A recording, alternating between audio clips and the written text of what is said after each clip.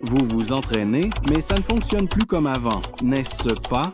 Cette routine qui vous gardait en forme à 30 ans vous laisse maintenant épuisé, endolori et, d'une certaine manière, avec plus de graisse au niveau de la taille. La ménopause a changé les règles de votre corps et personne ne vous a prévenu à ce sujet. Aujourd'hui, je vais vous montrer les 5 erreurs de fitness les plus courantes qui accélèrent le vieillissement de votre corps pendant la ménopause. Et le meilleur, c'est que les solutions sont plus simples que vous ne l'imaginez. Avant, vous pouviez gérer ces entraînements intenses, n'est-ce pas? Mais maintenant, votre corps semble réagir différemment. Ces exercices à haute intensité qui vous laissaient pleine d'énergie auparavant vous laissent désormais épuisé pendant plusieurs jours. Et le pire, c'est que, malgré un entraînement plus intense que jamais, vous continuez zorlé à prendre du poids. Laissez-moi vous présenter Martha, qui a vécu exactement cette expérience frustrante pendant des années. Elle suivait rigoureusement sa routine quotidienne d'entraînement à haute intensité, les mêmes qui la maintenaient en forme dans la quarantaine. Mais quelque chose a changé lorsqu'elle est entrée en ménopause. Malgré tous ses efforts avec des burpees, des mountain climbers et des sprints, son corps ne répondait plus comme avant. Au lieu de se tonifier, elle voyait la graisse s'accumuler autour de sa taille. Ce que Martha ne savait pas, c'est que la ménopause change la façon dont votre corps gère le stress. Ces entraînements intenses, qui brûlaient des calories autrefois, provoquent maintenant dangereuses pointes de cortisol. Pendant cette transition, votre corps devient beaucoup plus sensible aux hormones du stress, transformant ce qui était auparavant un exercice brûleur de graisse en quelque chose qui, en réalité, favorise son accumulation. Les études montrent que l'excès de cortisol affecte particulièrement la graisse abdominale, la zone où les femmes luttent le plus pendant la ménopause. Mais les effets négatifs ne se limitent pas seulement à la taille. Cet excès de cortisol déclenche une série de problèmes. Un sommeil interrompu, plus de bouffées de chaleur et une perte accélérée de masse musculaire. Cela crée un cercle vicieux où, par instinct, vous pensez que vous devez vous entraîner plus dur, croyant que cela résoudra le problème, mais en réalité, cela l'aggrave. Ce dont Martha avait vraiment besoin et ce que 78% des femmes ménopausées ne savent pas qu'elles ont besoin, c'est d'un temps de récupération adéquat entre les entraînements intenses. La recherche est claire. Pendant la ménopause, votre corps a besoin de 1 à 2 jours complets de repos entre les séances à haute intensité. Pourtant, la plupart des femmes continuent avec leur routine quotidienne d'avant la ménopause. La détermination de Martha à persévérer sans repos n'a fait qu'aggraver la situation. Son épuisement a augmenté, la qualité de son sommeil s'est effondrée et, malgré ses efforts, le poids continuait de s'accumuler. Son corps luttait littéralement contre cette approche dépassée. Laissez-moi vous présenter Elena, 53 ans, qui abordait le fitness avec une discipline stricte, comme si c'était un entraînement militaire. Elle s'était toujours tenue à ses routines rigoureuses, mais quelque chose a changé. Ce qui est arrivé à Elena est un exemple clair de pourquoi les routines préménopausiques cessent soudainement de fonctionner. Tout cela est dû au fait que le système de réponse au stress de votre corps change radicalement pendant la ménopause.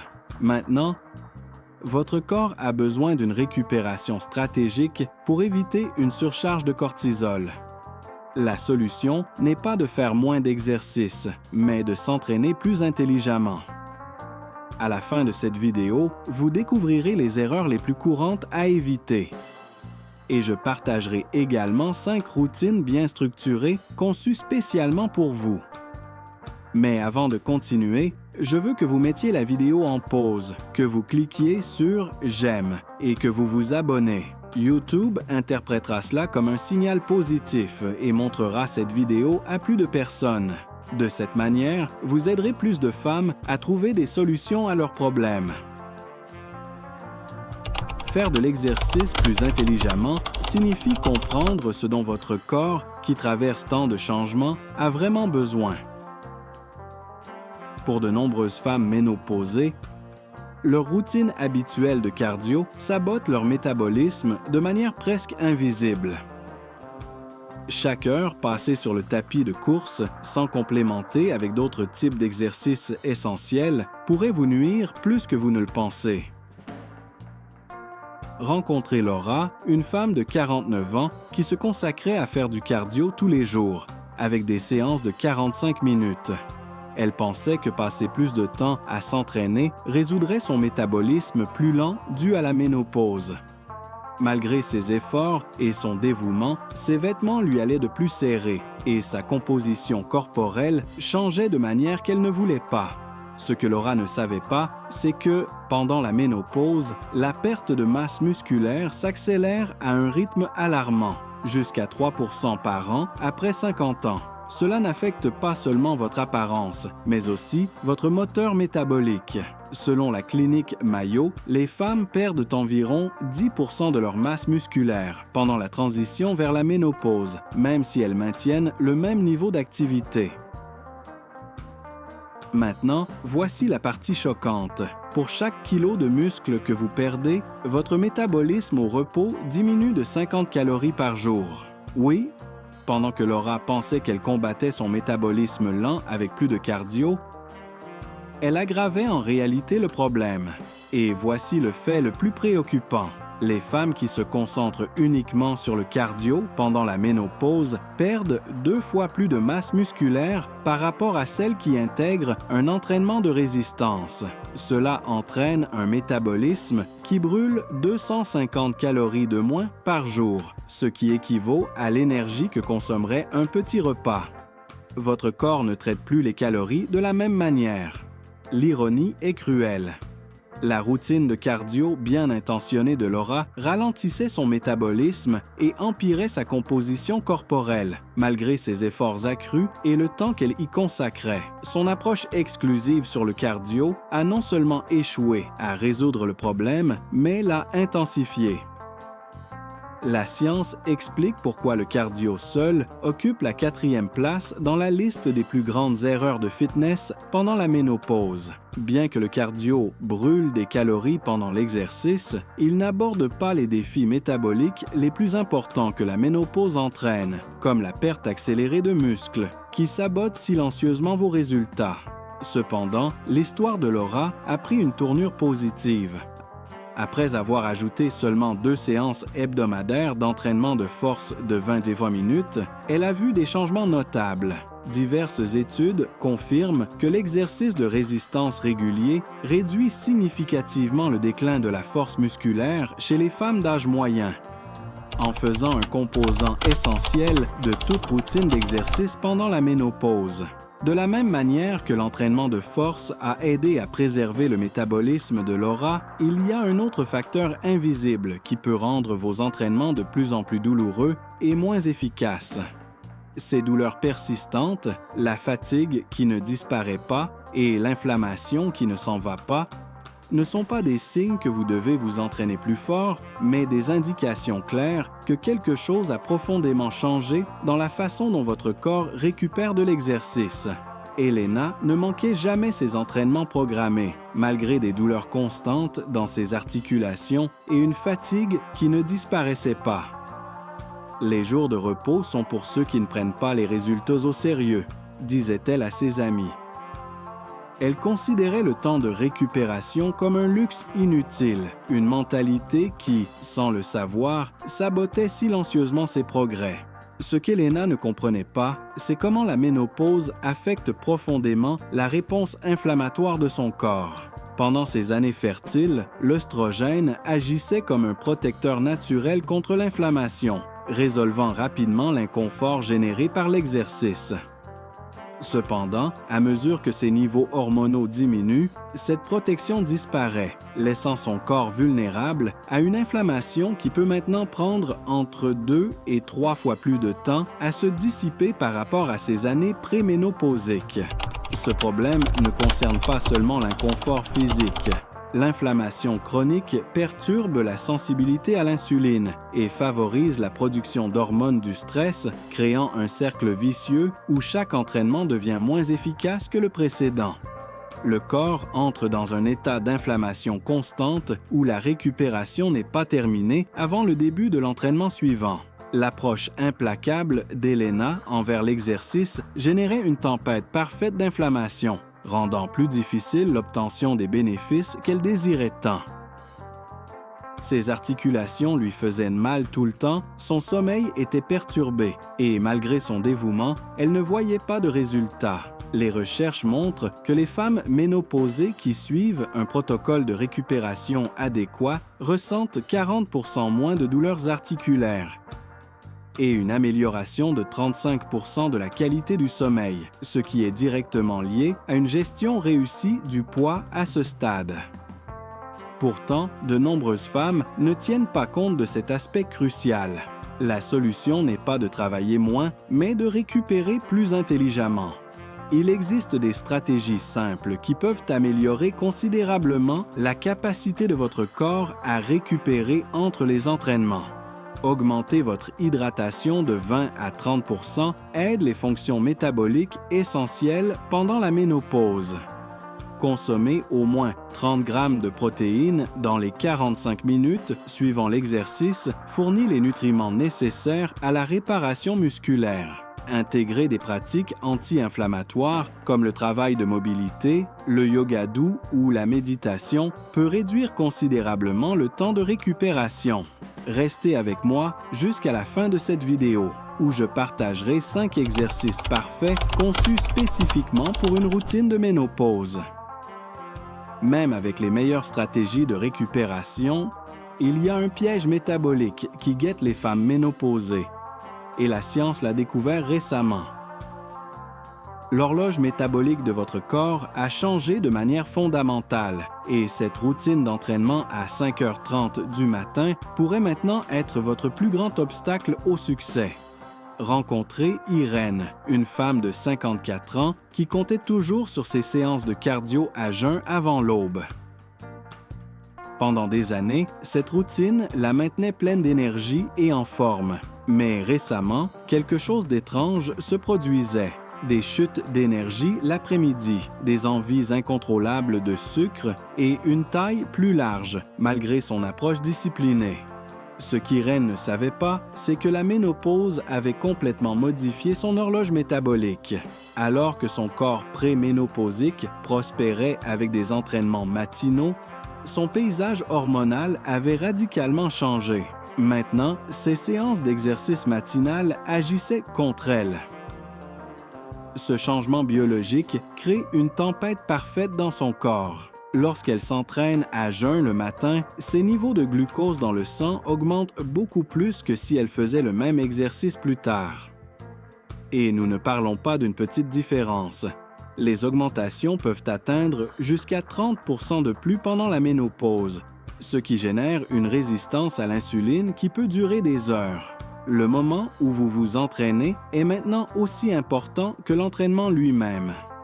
L'exercice le matin, combiné à des niveaux élevés de cortisol, qui sont plus élevés le matin, crée ce que les chercheurs appellent un double coup métabolique. L'excès de cortisol, combiné au pic de glucose dans le sang, programme votre corps pour stocker de la graisse au lieu de la brûler. Ce déséquilibre métabolique ne concerne pas seulement la prise de poids. La fluctuation de l'insuline provoquée par des entraînements mal planifiés entraîne une chaîne de problèmes. Des chutes d'énergie qui vous poussent à recourir à la caféine et au sucre, une augmentation de la sensation de faim tout au long de la journée et une accumulation de graisse, en particulier dans la zone abdominale. La solution n'est pas d'éviter de faire de l'exercice le matin, mais d'être plus stratégique avec les types d'exercices que vous faites. Les recherches montrent que les femmes ménopausées qui déplacent leurs entraînements intenses à l'après-midi ont un contrôle de la glycémie 25% meilleur et constatent des réductions significatives de la graisse abdominale par rapport à celles qui s'entraînent le matin. Nous arrivons maintenant à la plus grande erreur que les femmes ménopausées commettent généralement avec leur routine d'exercice.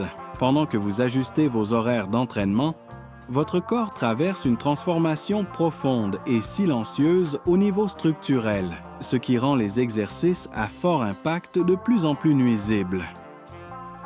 Rencontrez Christina, 56 ans. qui refusait d'abandonner ses cours de bootcamp à haute intensité malgré les signaux d'alarme que son corps continuait de lui envoyer. 3 fois par semaine, elle se livrait à des exercices comme des burpees, des sauts sur boîte et des courses, convaincue que ceux-ci étaient essentiels pour rester en forme. La douleur dans ses genoux, qui disparaissait autrefois le lendemain, persistait maintenant toute la semaine.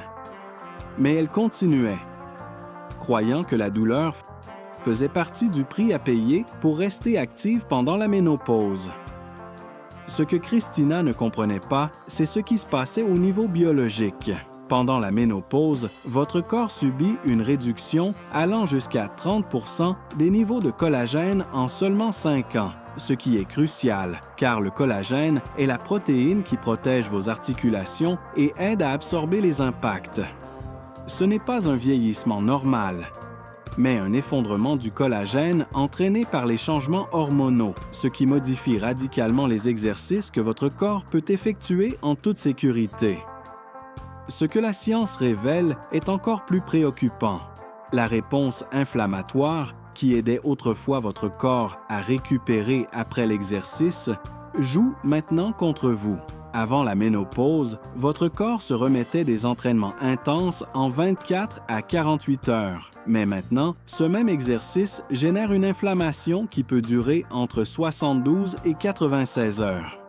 Cela signifie que Christina commençait de nouveaux entraînements à fort impact alors que son corps était encore enflammé par la séance précédente, créant un cycle dangereux d'inflammation chronique. Lorsqu'elle a finalement consulté un physiothérapeute spécialisé dans le fitness pour la ménopause, le diagnostic était clair. Le type d'exercice, et non son effort ou son dévouement, était le problème.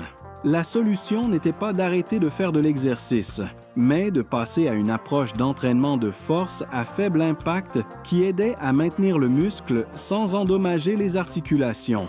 En seulement 2 mois de transition vers un programme axé sur des mouvements de résistance contrôlés, Christina a découvert quelque chose de surprenant. Elle perdait plus de graisse corporelle qu'avec sa routine précédente à fort impact. La recherche confirme que son expérience n'est pas unique.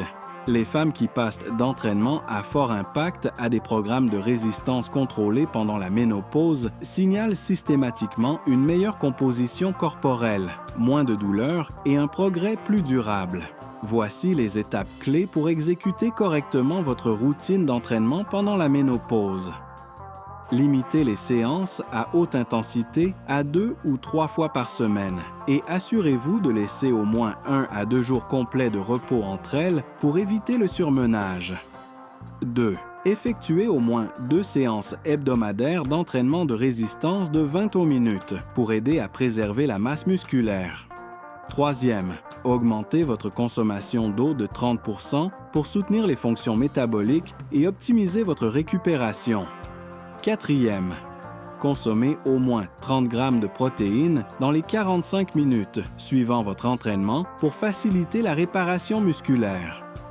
Intégrez des exercices de mobilité, du yoga doux ou de la méditation dans votre routine pour réduire l'inflammation et améliorer la qualité de votre sommeil. 6. Évitez les entraînements à jeun le matin. À la place, programmez les séances intenses pour l'après-midi afin d'améliorer la régulation de la glycémie. 7. Remplacez les exercices à fort impact comme les burpees, les sauts sur boîte et les courses par des mouvements de résistance contrôlés, ce qui protégera vos articulations. Évitez l'excès de cardio. Remplacez certaines de vos séances par un entraînement de résistance pour prévenir la perte de muscle. Si vous ressentez une fatigue constante, une inflammation ou des problèmes de sommeil, réduisez l'intensité de vos entraînements. Laissez entre 72 et 96 heures de repos pour la récupération des articulations avant de réaliser des entraînements à fort impact pour éviter une inflammation chronique. J'ai mis beaucoup d'efforts dans cette vidéo et si elle vous a été utile, je vous serais reconnaissant si vous cliquiez sur « J'aime », vous abonniez et laissiez un commentaire. Cela aidera YouTube à montrer cette vidéo à plus de femmes qui pourraient en bénéficier, vous permettant ainsi d'aider d'autres personnes également. Merci.